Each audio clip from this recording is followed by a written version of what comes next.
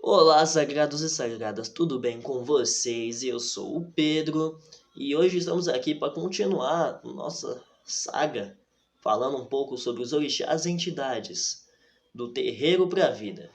Hoje eu vim aqui, humildemente, com essa grandíssima honra, falar sobre minha querida mãe, Epa Reoiá, Salve Yansan, Rainha dos Ventos, das Tempestades e dos Vendavais.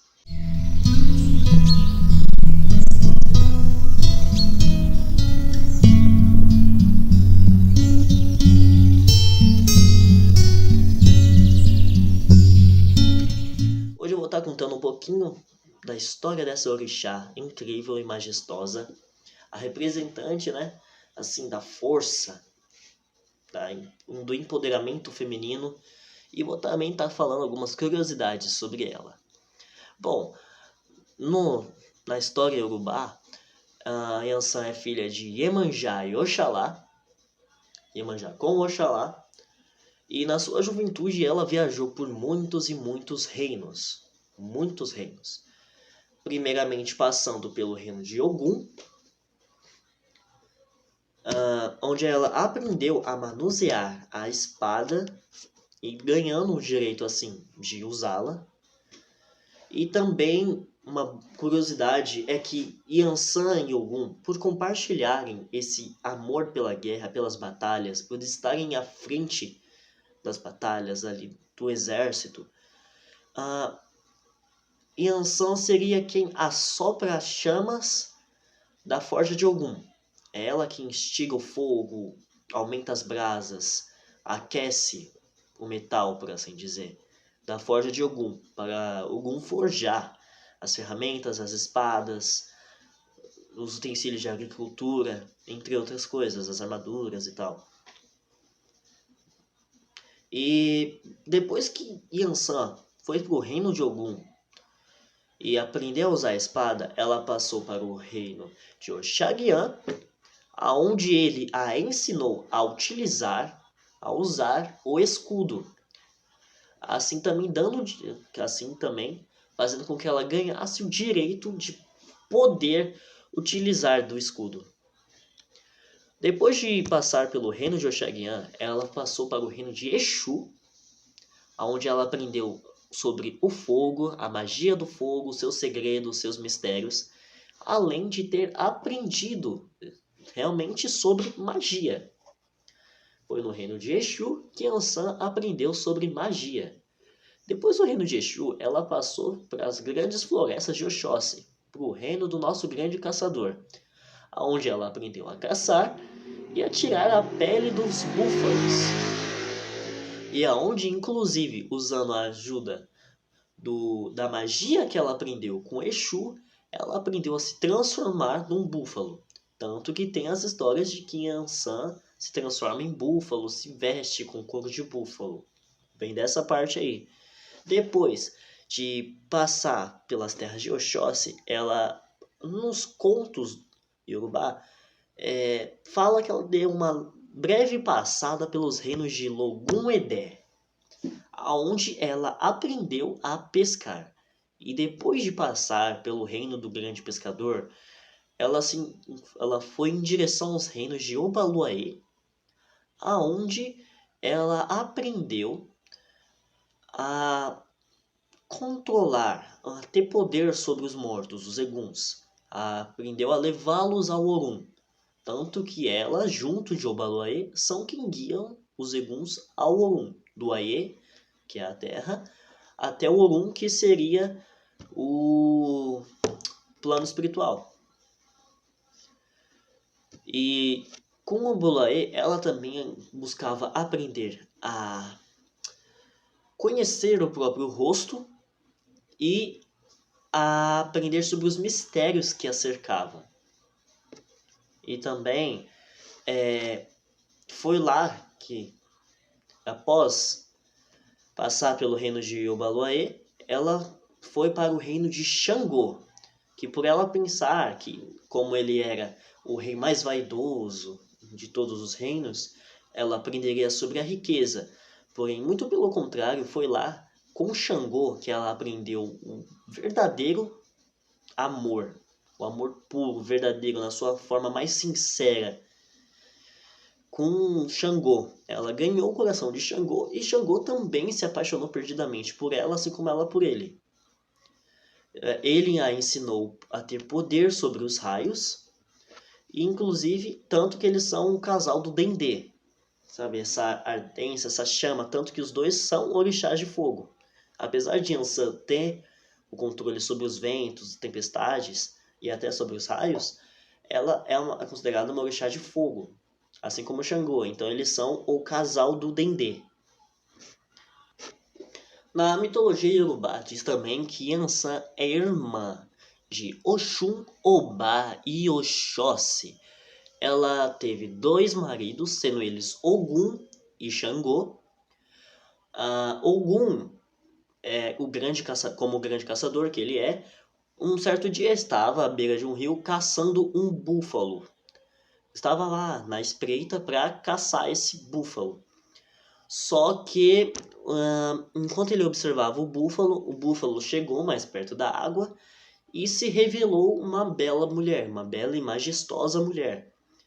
Era Yansan. Ela havia tirado a sua pele de búfalo, os seus chifres enrolados e colocados em formigueiro.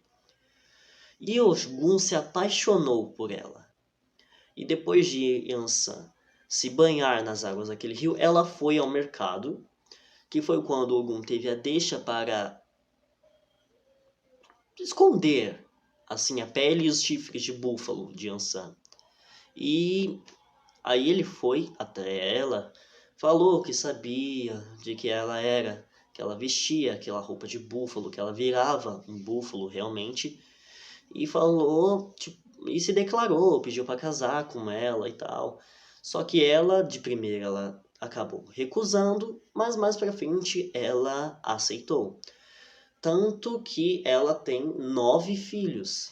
Nessa história ela acabou gerando 9 filhos. Tanto que uma das traduções do nome de Yansan é mãe de 9 filhos.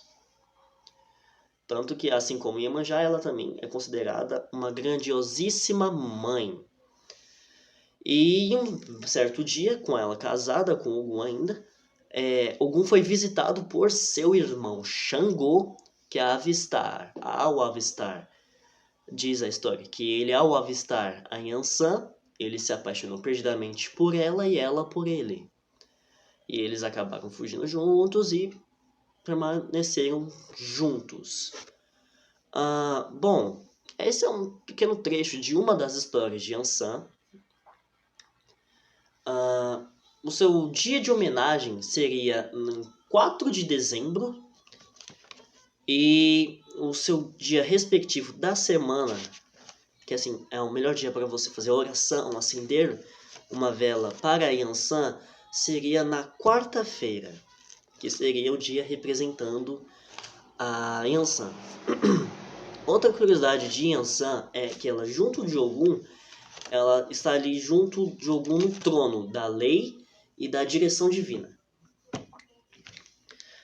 As suas cores representantes são o amarelo, representando o raio do sol ao amanhecer, o vermelho, o laranja e o marrom, sendo essa última cor mais utilizada no candomblé.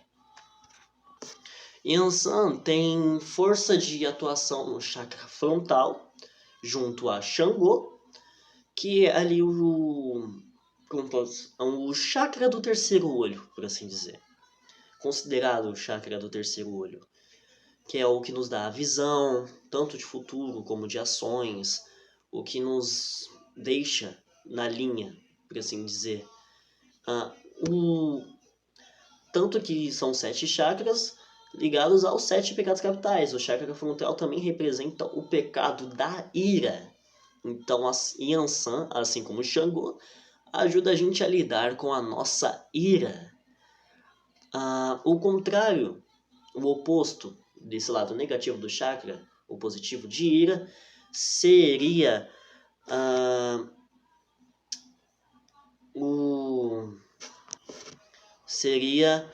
o equilíbrio.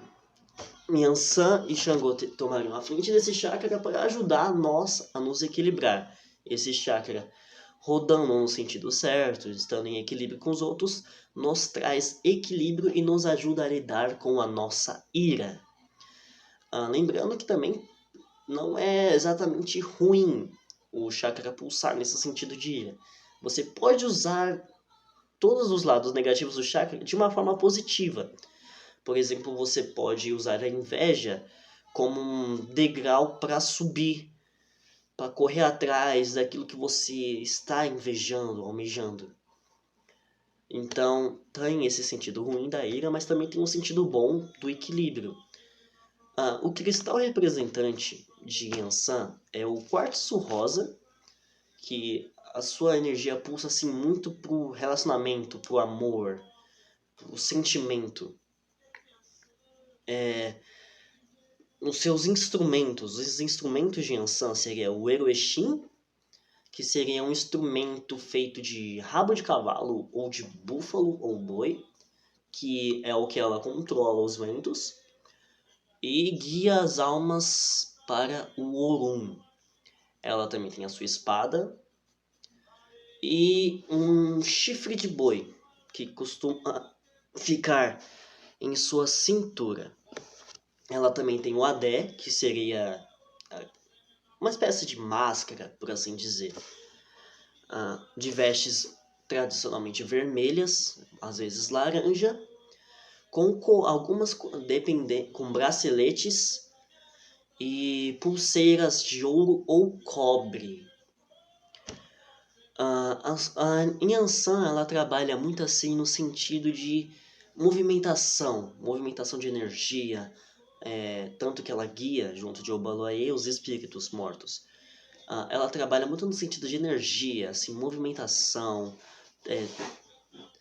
guiar mesmo, direcionar, nos ensinar o valor do tempo, porque na maioria das vezes, por a gente não saber administrar o nosso tempo, a falta dele acaba causando ansiedade que acaba desencadeando alguns sentimentos como a impulsividade e a ira, já brevemente mencionada. Essa questão de Yansan trabalhar com o tempo é assim, muito intensa de você pensar, porque tipo, realmente se a gente não der valor ao tempo, a gente não consegue andar, ir para frente, avançar. Então não dá.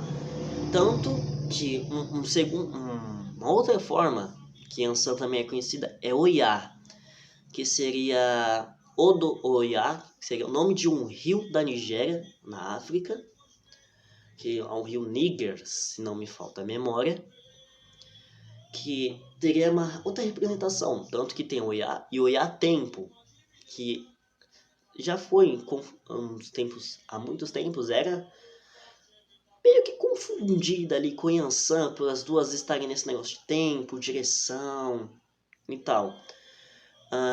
Porém, Yansan, digamos que seria esse arquetipo, esse estereótipo da mulher guerreira que toma frente, que não tem medo de ir lá, mudar, agir, que tá ali na frente do exército, decidida, sabe o que quer fazer. E Oya seria, como posso dizer, seria esse vento, essa energia empurrando, que destrói e reconstrói a todo momento. Essa energia, esse axé de circulação, de evolução. Isso é Oya. Ela faz esse movimento no corpo, no mundo, no espiritual. E o sincretismo católico de Yansan seria Santa Bárbara, uma jovem nascida na cidade de Nicomédia, se não me falta a memória, que foi morta e torturada por seguir a Jesus. Ela expressava sua fé por Jesus e espalhava seu conhecimento, assim como os outros apóstolos da época e outras pessoas. Ela espalhava o conhecimento que ela aprendia, ela perseverava assim o conhecimento de Jesus. E seu pai foi extremamente contra a fé dela. Tanto que, né, Santa Bárbara ela foi torturada e degolada pelo próprio pai. E diz a história que quando o pai dela a matou, na mesma hora um raio o atingiu, o matando na hora. Tanto que Santa Bárbara também é ligada aos raios e tempestades, a protetora de raios de tempestade, contra os raios e tempestades da vida. Outra comparação muito assim interessante dessa questão toda de Ansan, assim, no secretismo de Santa Bárbara, é que Ansan inclusive pode ser meio que colocado ali no mesmo patamar, por assim digamos, que outras entidades e deuses de outros panteões, religiões e lugares, assim. Por exemplo, um dos exemplos assim que você mais vê é, por exemplo, Yansan ali sendo comparada, por exemplo, a Atena, da mitologia grega, do panteão grego, que seria a deusa da inteligência, da sabedoria, da batalha, da estratégia. Ali sai aquela guerreira de escudo e lança que tá ali, tipo, na frente do exército também, junto a Zeus, a Ares. Ares não. Ares. Outra deusa também, ainda na mitologia grega, seria, por exemplo, Nike, que é a deusa da vitória. Com aquela coroazinha de... Esqueci o nome da flor agora, mas é uma florzinha aqui que ela carrega. Como se fosse uma espécie de coroa. Eucalipto, eu acho que eu não lembro agora, de cabeça. Mas também é uma comparação que você pode ver o pessoal fazendo, porque é tipo uma guerreira ali que representa a vitória. Tá ali, né, tipo, na frente de tudo, nessa questão de batalha também.